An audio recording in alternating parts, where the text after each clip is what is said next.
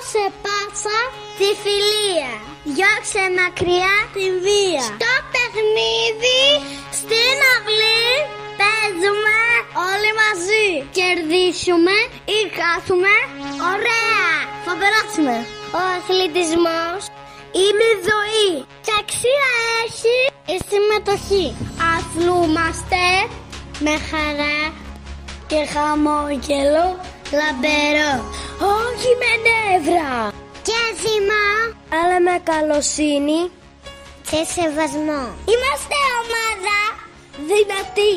Στο παιχνίδι όμως αντίπαλοι ευγενικοί, φιλαράκια όμως πάντα στη ζωή.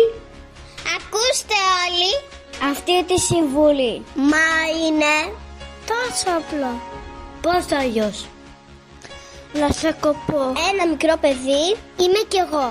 Και στο 56 ναυαγείο Θεσσαλονίκης φυτώ. Ονειρεύομαι ένα κόσμο καλύτερο για να ζω, δίχως να φοβάμαι, να εφρεχτώ και την ομάδα μου να μπορώ να αγαπώ.